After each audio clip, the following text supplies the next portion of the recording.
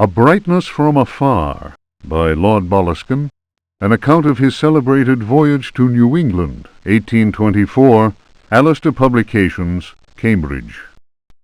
Following a splendid journey, the sunny harbour came into sight. The locals were much impressed with one's arrival in their midst. One had time to sketch several of them and notice signs of degeneracy. Some children showed one their queer hands that would inspire uneasiness. Upon the promise of a few coins, a child is undertaken to reveal to one a most prodigious phenomenon of a natural order. One admits to being skeptical as to the prodigiousness of the marvel, whatever it may be. Indeed, one suspects it to be little more than an evening stroll to some charming wooden hut situated in the forest hereabouts. One will none the less go, for it is always well to submit to such local enthusiasms. One admits to being somewhat flabbergasted. The Milky Way shone like the fires of the apocalypse from the inky celestial vault. Certain distant stars, normally invisible to the naked eye, were clearly visible, glittering indeed with a strange intensity. The heavy clouds that had settled above the village had no hold over that place. It would be pointless to offer here the names of the constellations one perceived in utter clarity. Apart from the interminable length of such a list, one might conceivably risk being charged with exaggeration. The cross cast its shadow on the ground. The sea in the distance was dead calm.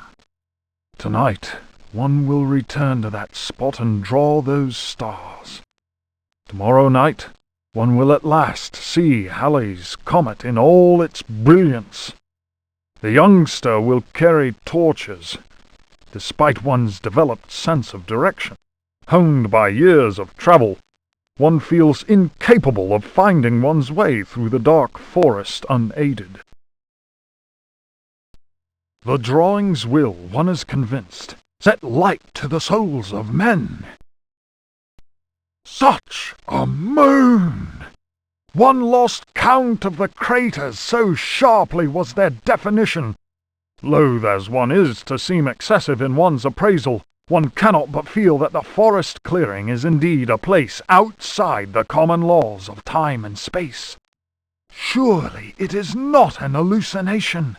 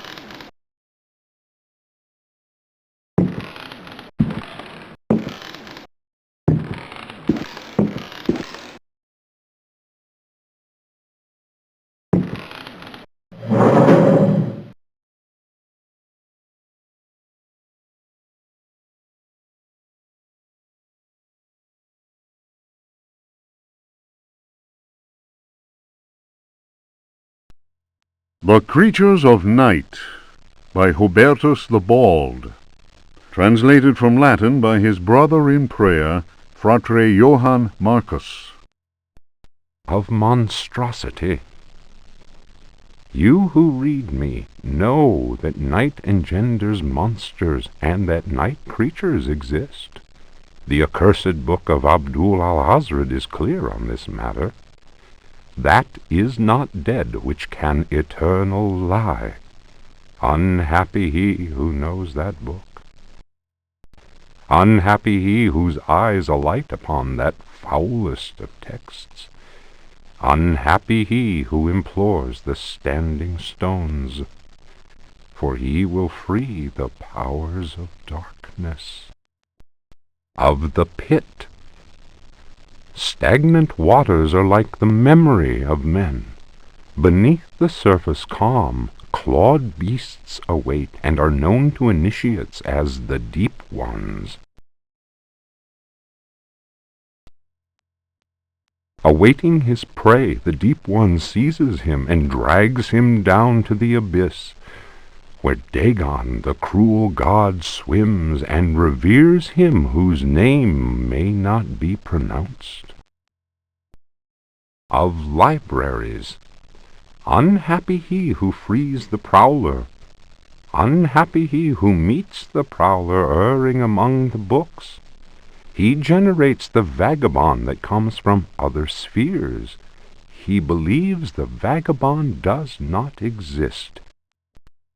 He will feel the embrace of death, for in the eyes of the vagabond, books are no more than dreams, stone no more than wind. The vagabond knows how to take the breath of the reckless. Of strife.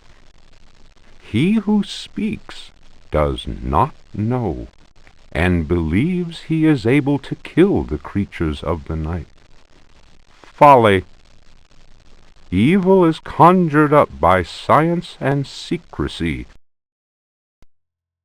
He who prowls among books will perish by the blade. He who flies in the dark caverns will scream in fear. He who swims in the depths will evaporate. But he who believes he knows nothing. He who knows says nothing. Of death. There are domains more terrible than death. That is not dead which can eternal lie. Each creature is conjured up and is not dead, but returns to the origins. A monster, a science. Steel kills the vagabond who never dies. Translator's note. Here ends the manuscript of Hubertus, who died in the library of the convent of Teruel in the year of our Lord 1666. Requiescat in pace.